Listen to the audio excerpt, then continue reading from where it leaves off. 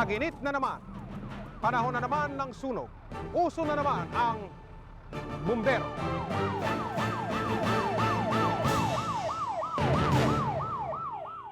May humigit kumulang 14,000 aktibong bumbero sa ating bansa ngayon.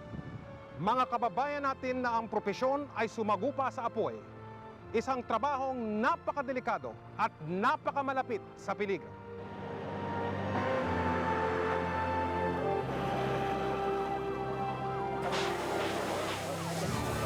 Ngayong gabi, sama-sama nating tatahakin ang ruta ng buhay bumbero. Ako si Mike Enriquez. Ito ang Eyewitness. Ito ang Fire National Training Institute sa loob ng Camp Vicente Lim sa Laguna. Ang kaisa-isang eskwelahan sa ating bansa para sa bumbero. Dito, nag-uumpisang magkahugis ang pangarap.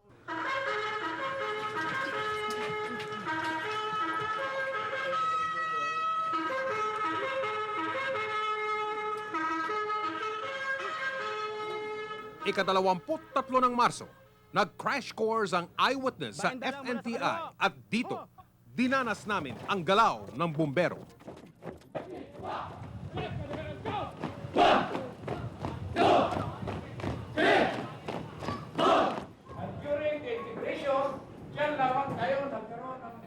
May academic subjects din palang Public Safety Basic Recruit Course. Ang mga pinag-aaralan ng future firefighters, Filipino Values and Culture, Katarungan Pambarangay, Term Paper Writing, meron pa palang Psychology of Criminal Behavior. Marami pala. Ang klase ko ngayon, History. At ang instructor, Bumbero. Di ba?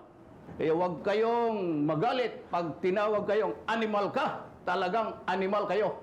Si Colonel Kahipe, Diba? 75 anyos na, Pero dating bumbero. Nag-retire noong 1985. Hanggang ngayon, hindi pa rin maiwanan ang bureau.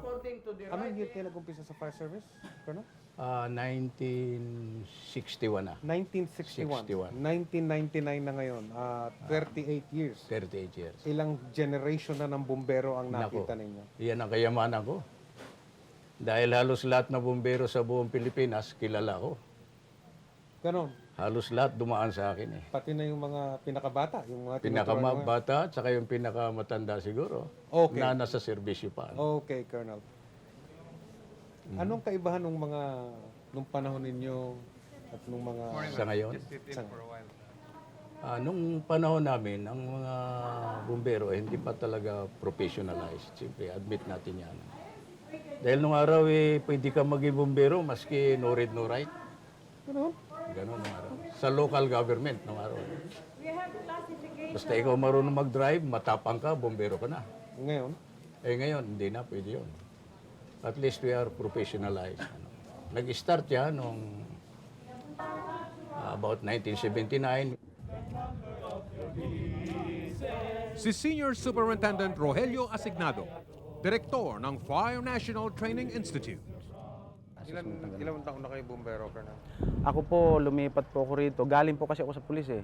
Lumipat po ako noong 1991. Ano yung minimum requirements po para maging isang bumbero?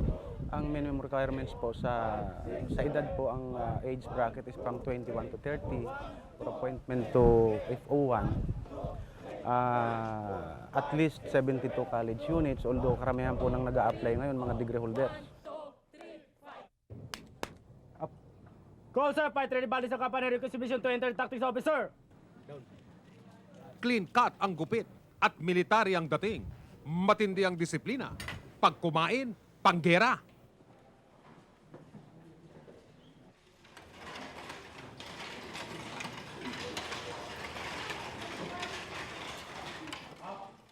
Dito, idealistic ang mga bata. Bakit sa dinami-dami ng pwede yung pasuking linya naisip yung dito kayo pumasok sa sa pagiging bumbero? Bureau of Fire Protection. Sino mauna? Ako, sir. Okay. Actually, di ba sa law natin ngayon, women and men are equally with equal opportunity sa job. So, dito sa fire protection, hindi masyadong kilala na may mga bumbera pala na tinatawag natin. So, Bali, ang trabaho namin pag may fire call, nagre-responde kami as emergency medical services.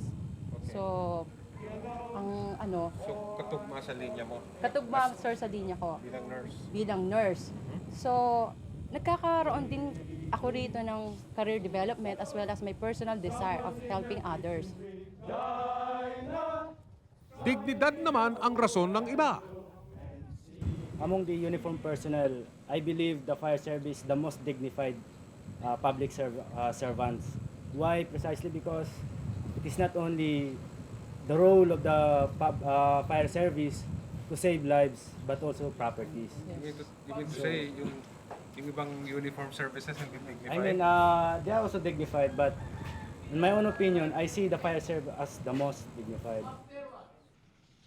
Ayon sa Safety Organization of the Philippines Incorporated, pumapangalawa ang bumbero sa 10 pinakadelikadong propesyon sa mundo. Kaya ang pinag-aaralan dito, pagharap sa apoy, dapat armado. So, dahil sa ito'y mapanganib, kinakailangan, dahil ang ating kalaban ay hindi ordinaryo. It could be our enemy or it could be our friend. For instance, when responding to a fire, ang unang-unang importante o mahalagang gamit ng isang bombero ay ang fire hose.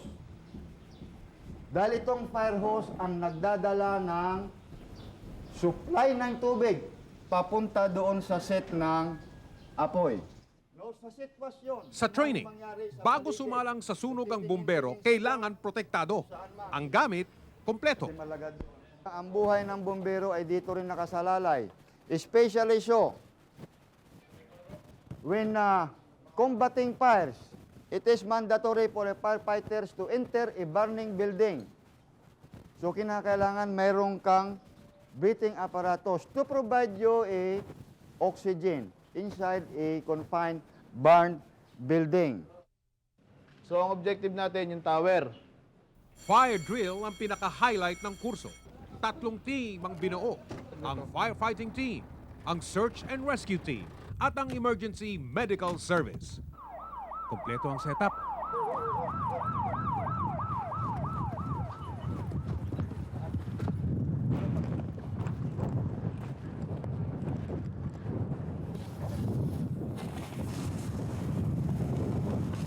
Dito ko naintindihan na mahalaga pala ang tinatawag na breathing apparatus, BA kung tawagin ng mga bumbero.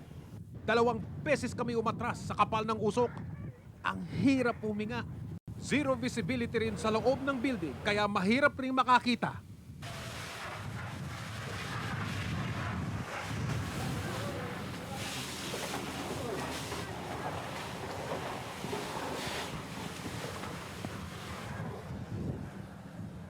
Dito sa fire training FNTI sir, dito po sa Fire National Training Institute, tinuturo po nila yung mga, dinuturo nila yung proper discipline, proper courtesy. Dinidevelop po nila kami na mga bagong fire officer para paglabas po namin dito, kami yung ba yung tinatawag nila na new breed na mga fire officer. Maayos ang training sa FNTI. Pero pagdating sa labas, gaano kaya sila kahanda? Kasi dito sa loob, we are trained to utilize what is the available resources. So, paglabas namin, then we will practice that particular teachings pagdating namin sa labas. So, kung whatever na aming maabutan doon sa labas, then we will utilize it to the fullest. At pagkatapos ng pagsasanay, ganap ng bumbero. Paglabas ng FNTI, ito ngayon ang payo. Ang paliwanag kasi namin, pumasok kayo sa serbisyong ito, this is public service, at hindi ito anumang uri ng serbisyo na kung saan makakahanap ka ng comfort mo. So ang sabi namin dito, hindi ito comfort-oriented, kundi service-oriented ito. Kailangan talaga dito sakripisyo. Training pa lang po ito. Ang lahat ng mga nangyari dito, nakaplano. Kaya lahat ng kilos, lahat ng gamit, nasa ayos pa. Ganito rin kaya sa labas. Ganito rin kaya sa totoong alarma, sa totoong sunog. Yan ang ating malalaman sa pagpapatuloy ng Eyewitness.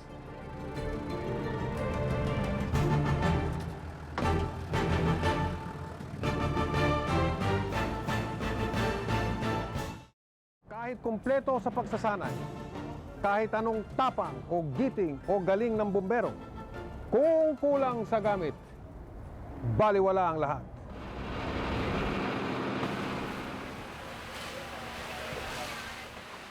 Ayon kay Senior Superintendent Asignado, ang Pilipinas ay bitin sa bilang ng bumbero.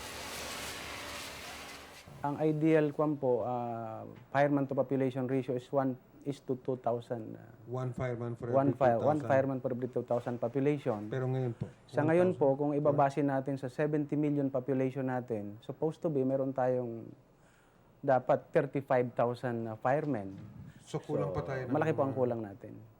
Malaki, mga 21. Pero hindi lang sa bumbero kulang ang bureau. Santa Ana Fire Station, tambayan ng mga bumberong hindi makaresponde dahil nasunog ang truck nila. Kasi binigyan kami galing ng Paco Car Station. Super tanker ang tawag, super tanker number. Sana ilagay dito sa amin. Nung tinest drive namin, baka nag-overflow yung gasolina. Nagliyab daw yung ilalim. Nito lang nakaraang Pebrero 28, wala na silang aparato. Hindi tuloy nila magamit ang pagkabumbero. Yun ang malaking question. Yan nga kinakabahan ko. Sabi nga sa mga tao, huwag lang sana magkasunog dito sa malapit sa atin. Makakatakot-takot na mura abutin natin. Pero, lahat ng barangay dito, meron na kaming notice mo. Pinausap na namin na pasensya na muna kayo, wala kaming truck. At hindi katakataka kung pagdating sa trabaho, ang mga bumbero ng Santa Ana, Maynila, wala nang gana. Ako tuwing papasok ako dati, challenge ako na. Siyempre, baka may tunog, Eh, ngayon wala kaming truck, para bang walang challenge sa buhay. Ano bang gagawin namin dito? Sa Paco Fire Station naman, 3 truck ang nakaparada. Pero iisa lang ang gumagana. Ang sira nito, clutch, saka sa bomba, mahina bumuga ng tubig.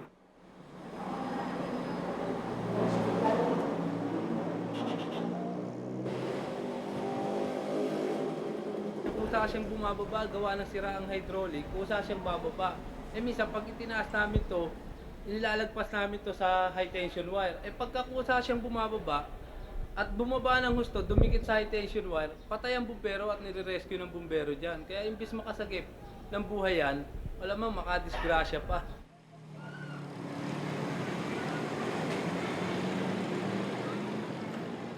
At hindi rin pahuhuli ang mga sirang truck ng bumbero na malapit pa man din sa palasyo.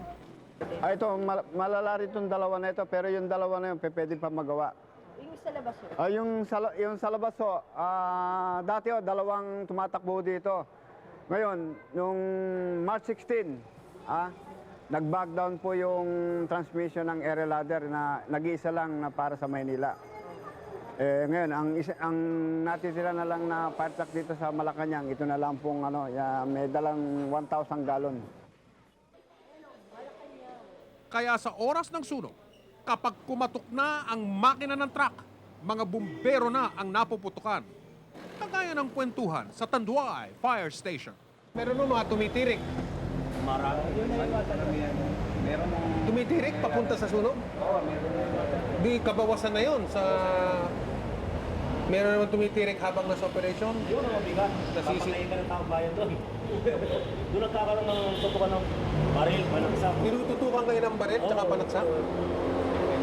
Lalo na sa mga depressed area na Squatter. yung Talagang nakakainis kung tatawagin natin. Biruin mo, lahat ng sisi ng tao sa amin. Especially, buti sana kung hindi pa kami nakakalabas. Masira na, okay lang. Dahil hindi kami masisisi ng tao, hindi kami magugulpi. May 1,273 na truck ng bumbero sa buong Pilipinas. 1,065 ang napapakinabangan at 117 naman ang sira. 12 lamang ang under repair. Mas bibilis din sana ang responde ng bumbero kung meron silang radyong dala. So, napansin ko walang radyo. Umaasa kami sa telepono. Bali, nagkaroon ako ng idea, bumili ako ng radyo para ma-monitor ko, mas mabilis ang labas namin. Saka, pagdating naman sa fire area, malaking tulong din to. Is na tatakbo pa yung tao, papunta sa driver, makakagamit na radyo. Kung una ho kayong dumating sa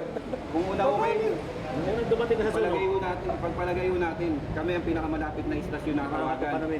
Pagdating po namin sa fire area, napakalaki na sulit. Paano po namin maitataas ang Tama, kakalaban? paano nga ba ho? Maghahanap pa Kung wala kayong radyo? Maghahanap pa ho kami ng bahay na may telepono. So nakikitawag kayo?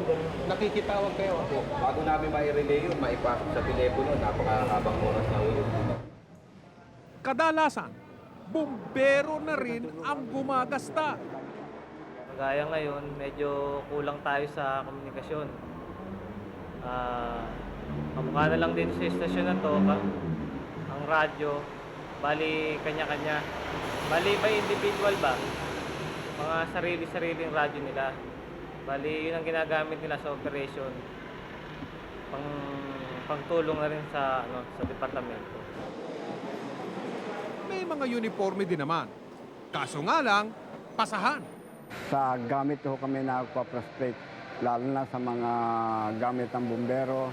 Kasi yung iba po riyan, hiraman lang po sa kapote, hiraman po sa boots, hiram po sa helmet. Ang fire dogs namin, yung mga firefighting gears namin, halos nagpapalitan na lang kung hiraman na lang. Ano nagpapalitan? Hiraman. Sa isang bumbero, wala siyang yung suit nung, suit nyo ngayon, isusuot din nung karelyebo nyo. Lalo may mga bago. Ano naman, bakit naman hindi pwede yun? Kukuan ba yun? Hindi ba... Bakit dapat ba? Kanya-kanya talaga dapat? Lahat, pati bota, helmet, lahat? Individual issue talaga dapat. Ganun. Pero may mga istasyon din namang magaganda. Kagaya ng Makati. Ang pondo galing sa lungsod nila. Ang mga major repair, yan sino-shoulder ng city government. Meron ding sino-shoulder ang national government. Pero yung mga minor repair, kami ng mga city fire marshal ang siyang gumagastos niyan. Yung katulad ng itong area ladder neto, nalagot yung brake fluid line nito, ako mismo nagpagawa niyan. Pagdating naman sa sweldo, marami ring kaltas. Ang kita ng bumbero, laging bawas. Yung pagtaas ng sweldo namin, karamihan kasi sa ginagawa nila, binibigay nilang allowances. Pero ang pagtaas ng sweldo, inihiling din po namin yan at inilalaban din po namin. Yung inire-request po ngayon at ginagawan po naman ng paraan ng DILG at ng PPEC, yung dagdagan yung kanilang subsistence allowance. Ang alam ko po, medyo malapit na raw pong ma-approve ngayon sa Kongreso dahil ang subsistence allowance po ni 30 pesos per day. Pag nasa training po, dinadagdagan lang ng 12 pesos, nagiging 42. So ibig sabihin, bawat kain nila, 14 pesos bawat kain. At habang hinahanap pa ang pandagdag sa sweldo, ano pa nga bang magagawa ng bumbero? Wala na po akong magagawa. Minsan pag naisip ko yan, umiiyak. Parang naluluha ako sa akin sarili na sa ganun kong paglilingkod, wala pala akong na konting tulong sa aming bureau. Pero wala akong magagawa kung hindi talagang tumupad ng aking tungkulin. Ito ang San Lazaro Fire Station sa Maynila. Tinatrabaho pa ang bagong building. Ika-24 ng Marso, dinanas naming mag-abang ng alarma dito. Ang bumbero, pag natutulog, katabi niyon, kapote niya, tsaka ito, para pagtunog ng alarma, ito kagad. Pero ewan ko kung Ngayong gabi, kutsyon na rin to siguro, tsaka kumot. Mainit dito, malamok. Malayo ito sa FNTI. Natutulog pa. Habang naghihintay ng alarma, kwentong bumbero muna. Ano ba ang mga major source ng frustration ng bumbero?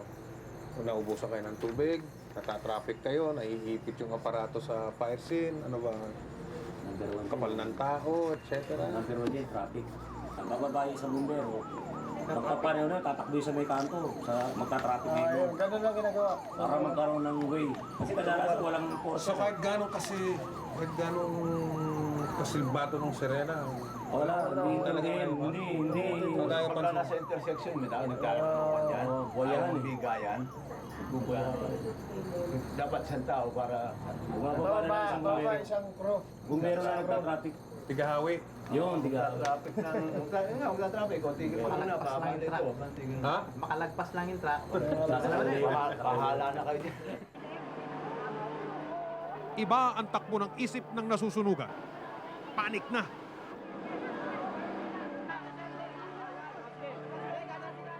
Pero meron din naman civilian tumutulong. Marami. Mga tanod, mga kapitbahay, tumutulong din sa inyo. Kung puro pagtulong nila, yung hindi sila nagpapanik. Halimbawa, yung sa mga isla, nakikinig sila sa instructions ng bumbero, malaking bagay.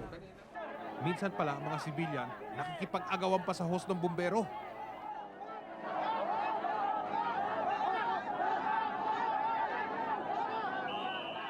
Pag gano'n ang ginagawa nyo, bibigay nyo na lang.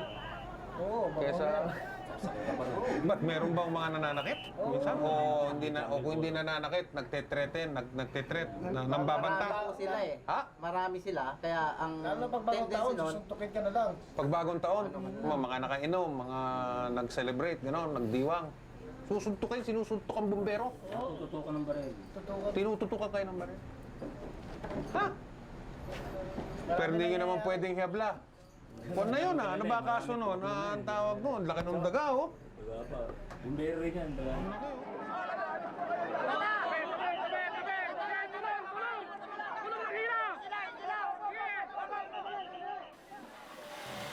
Mga bumberong sinusugal ang kanilang buhay sa pagpapatuloy ng eyewitness. Ulam! Almusal! Ulam! O yan, umabot pa isa. Ano, bili ka ng tuyo, tsaka ano. O sige, yun na, ayos na. Le! Kapag walang sunog, ang buhay ng bumbero ay nakakainit. Ito pati so. Sili. Rancho! Nakaranas na kayo nung ganitong kain, biglang... Naku, madalas. Ha? Madalas? Paano yung pagkain? Iwan na muna yan.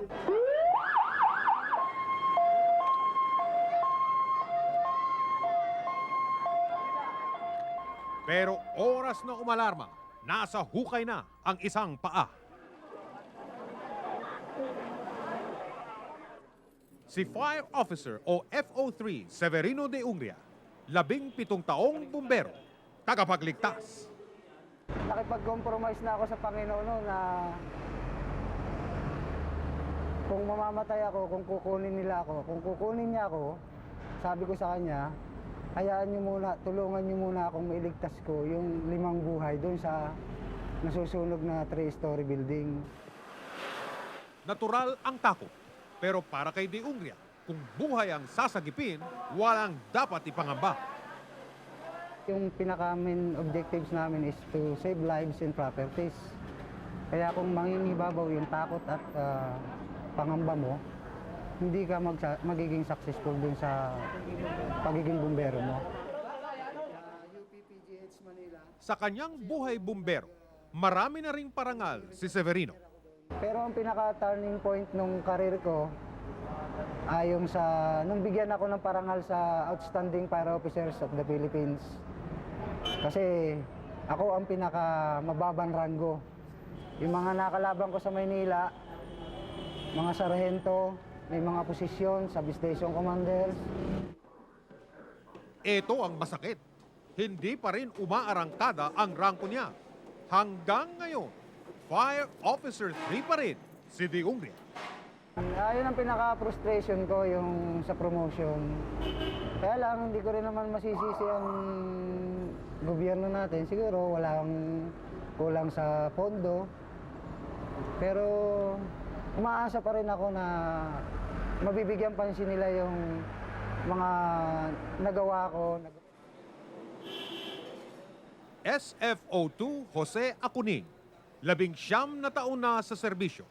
Naging outstanding fireman noong 1998. Ang tingin sa bumbero, hindi ordinaryong tao. Sarili ko, napakamarangal na hanap buhay ang pagiging isang bombero. Yung mga ordinaryong tao na nakapagliligtas ng buhay ng mga tao, yung kanilang isa-save. And parang bayani ka na nun eh. Parang bayani na at least magiging proud ka na maging isa kang tagapagligtas. Yan pang naging trabaho namin na bilang isang bombero.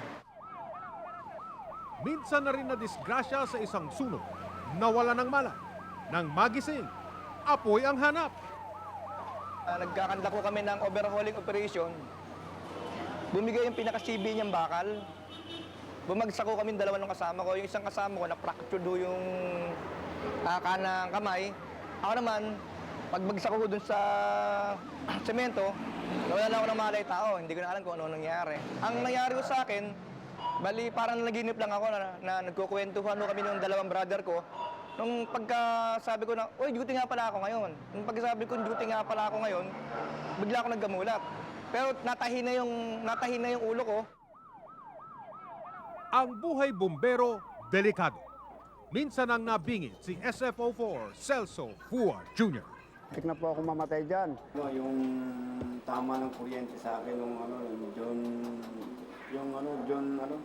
nung November nung 1994 doon sa sunog sa Jones sa Pedro Guevara na habang nakataas yung aerial ladder, biglang para bang may tumamang kuryente na high tension at nag-blackout ang aking paningin. Bumalakta ako.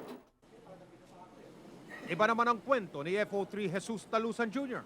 Pamilya ng mga bumbero. Bumbero ang kanyang ama, pati ang dalawang pinsan. Sila ang mga bumberong nasunugan. Nangyari ang lahat noong 1989. Nung may sumigawang nasusunog, di tumakbo kayo kagad sa amin kasi katabi lang ho namin eh.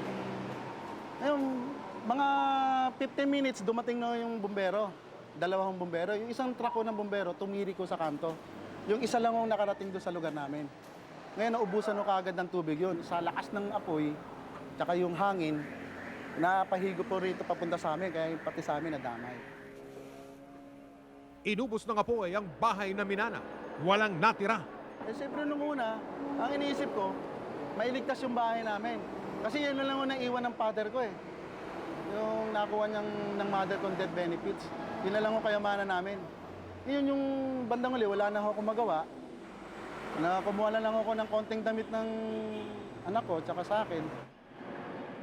Mayroon tayong kasabihan, 10 beses ka nang manakawan, wag lang minsan masunugan. Masakit mo sa loob ko, eh wala na po akong magagawa doon. Talagang nangyari na ho yun.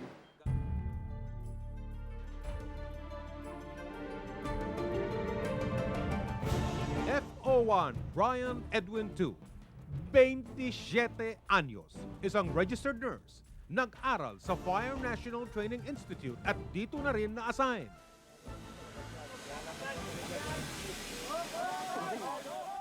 Nito lang nakaraang Marso 18, sumalang sa isang rescue operation sa Lumban, Laguna. 2 buhay ang dapat iligtas.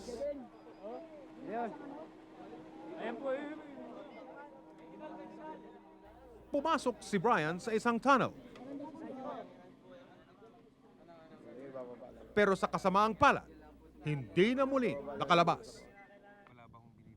Para sa ama, ang kanyang anak ay larawan ng kabayanihan. Ayun ang ayun ang problemang malaking problema ko ngayon. Bakit rescuer siya tapos pinapayaan siya. Walang mabagal ang tulong Sino ba? Mabait naman siya, maraming tinutulungan, maraming nagsasabi. Wala silang problema kay Brian.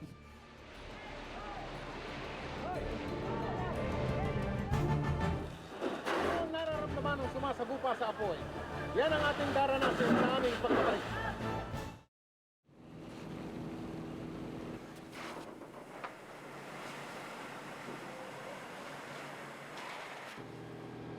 Ang buhay ng bumbero ay may halong excitement at may halong kaba. Sa akin po kasi, bago ako umalis ng station, nagkukrus po ako. Ang akin po sinasabi ay makapunta ako doon sa aking pupuntahan ng Maluwalhati at makabalik ako sa aking pinanggalingan ng Maluwalhati. Kasi hindi ko alam kung makakabalik pa ako ng buhay eh. Ako, bago ako mag-responde sa sunog, hinihingi ko muna yung guidance ng Panginoon na tulungan niya kami. Kasi para sa tao naman yung gagawin namin. Pagtunog ng alarma, sigurado, peligro. Meron sila doon mga tinatawag na first alarm, second alarm, na pag umabot ng fifth alarm, maging task force alpha na yan. Sabihin natin, first alarm, siguro mga isa, dalawang fire pumper lang ang darating. Pag ini-up nila yan ng isa pa, may mag-respond na isa pa ulit truck, kailangan ulit na isa pang truck. So parang ganun basically, nadadagdagan yung mga fire trucks na nagre-respond. Sa direksyon pa lang ng hangin, alam na ng bumbero kung saan bobomba. Mahalagang matuntun niya ang tinatawag na seat of the fire. So yung seat ng fire, yun yung sinasabi natin na origin or kumbaga doon talaga nagmumula yung apoy. Sa sunog, ang buhay ng bumbero ay nakasalalay sa kapwa bumbero. Malambot yun eh. So example natin aakyat yung nozzleman sa isang bintana through the ladder. So pag pwesto niya halimbawa dyan sa may bintana at hindi pa siya ready, and yung operator mo ng fire truck, nabuksan niya agad yan, may malakas na pressure, may possibility na mahulog yan, gawa nung pressure. Ang bumbero, alerto. Alam ang galaw ng bawat isa. Makita pa lang ang apoy, diskarte na.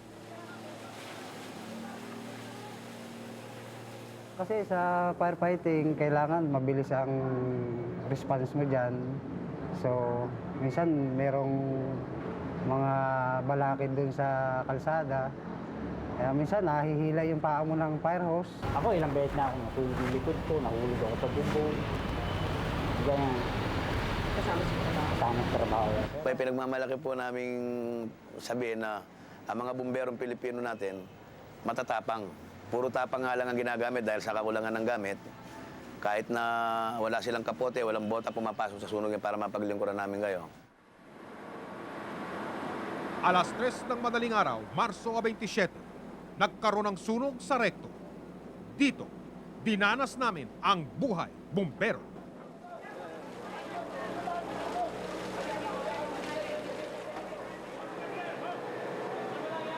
Fifth alarm ang timbre. Ibig sabihin nito, lahat ng bumbero sa lungsod ng Maynila nandito na.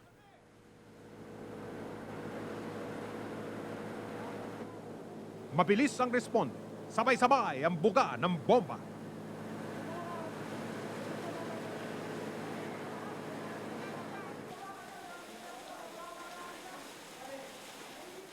Nakakatakot pala talaga pag nasa gitna ka ng sunog. Ibang klase init dito. Pati yung tubig na bumabaksak dito, parang kumukulo. Parang galing sa ilalim ng lupa ang init. Kung talagang wala kang uniforme, delikado rito. Breathing apparatus ang kailangan dito. Kulob na kulob.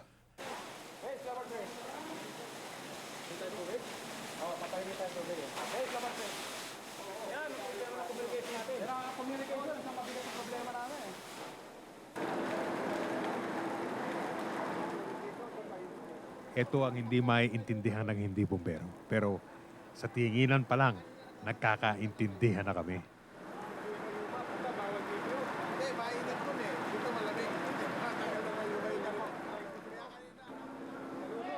At pagkatapos ng sunog, pakap na.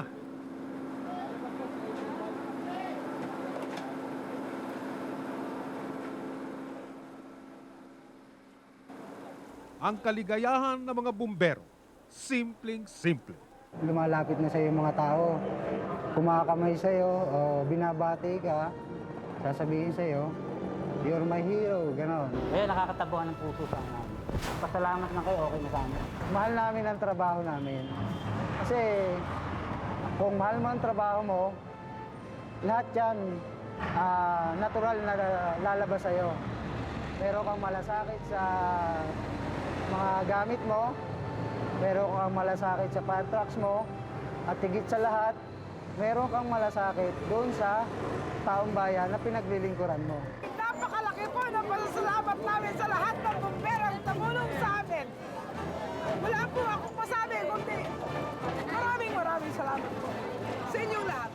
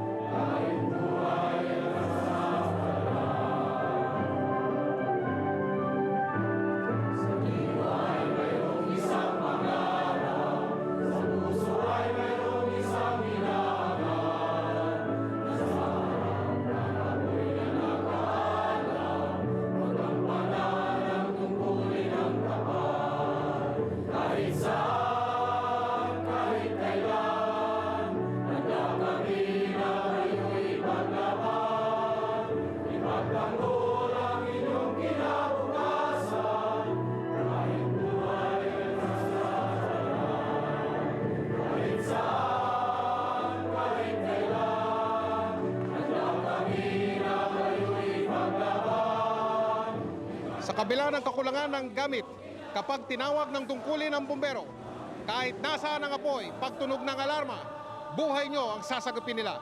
Ako po si Mike Enriquez para sa Eyewitness. Mag-ingat kayo sa sunog.